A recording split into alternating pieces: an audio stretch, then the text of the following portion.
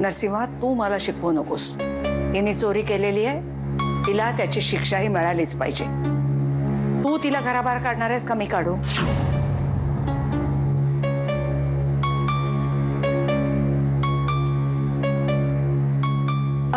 आत्याबाई, ती चोरी नसणारे करत. मी सांगते तुम्हाला, तुम्ही चला. आत्याबाई तुम्ही चला तुमच्या खोलीत, मी सांगते तुम्हाला सगळं. चला. का खोलीत का? इथे सगळ्यांच्या समोर का नाही सांगतायत? अहो ते काय झालं ना, माझ्या बहिणीचं लग्न आहे उद्या, म्हणून मीच जानकीला सांगितलं होतं नरसिंह भाऊजींकडनं परशु शेट्टी मला दिलेला हार घेऊन येशील का म्हणून.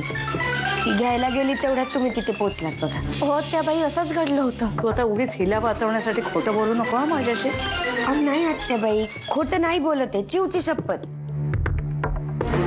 ठीक आहे, आता तू म्हणतेस म्हणून मी हिला माफ करते.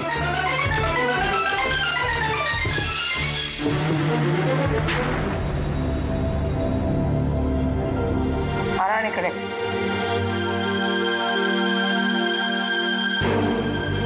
ठेव आणि लक्षात ठेव, ही मुलगी तुझ्या खोलीच्या आसपास सुद्धा दिसता कामा नये.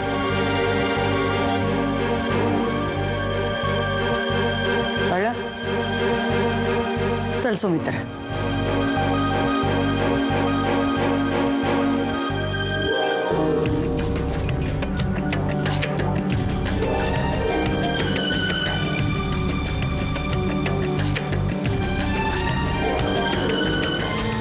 आता एवढे चांगले आई वडील, पण बघ कुठल्या मार्गाला लागली तिथे. आत्याबाई आता जाऊ दे ना तो विषय, किती त्रास करून घ्याल स्वतःला.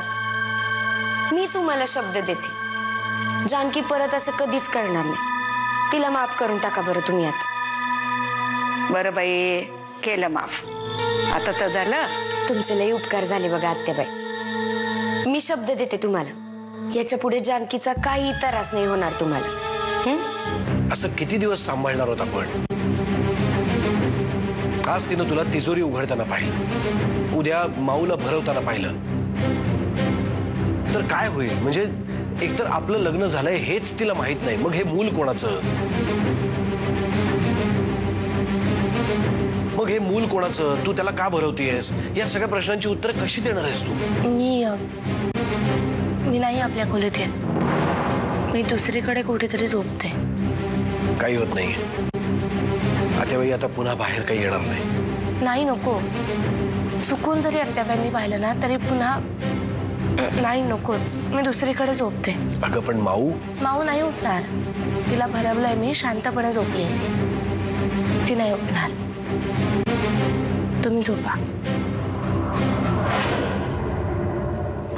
यापुढे आगाऊपणा करायचा नाही आणि जानकी विरुद्ध काही ठरवायचं असेल तर त्याची कल्पना आधी मला द्यायची. आणि जर का तसं केलं नाही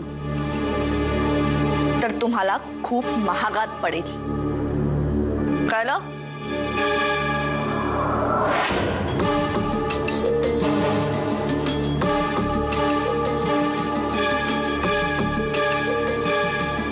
राहून राहून मला एका गोष्टीचं आश्चर्य वाटतंय. या आजारपणाच्या काळात कधीही बाहेर न पडणारी आत्याबाई नेमकी त्याच दिवशी कशी काय खोलीच्या बाहेर पडली? आणि ते सुद्धा बरोबर जानकी जेव्हा हार काढत होती तेव्हाच. बरं, सुगंधा तिथे समोर होती तरी सुगंधाने तिला अडवलं कसं नाही? म्हणजे हे सगळं मुद्दामून केलेलं नाहीये ना सुगंधाने, असा विचार मनात येतो. इथे काम करायच्या आधी रमावतीत एका ठिकाणी मोलकरणीचं काम करत होते. ते आपले गावचे पाटील आहेत ना, त्यांच्याकडे. कसलं काय, तिथे सुद्धा चोरी करताना सापडली. काय सांगतेस काय? मला वाटलं जानकी लहान आहे, त्यावेळी तिच्या हातून एखादी चूक घडली असेल, आता एखादी संधी द्यावी. पण नाही, कालचा प्रकार बघून मला नाही वाटत ती सुधारली असेल. जातो आता तिचं काय करायचं ते मी बघते.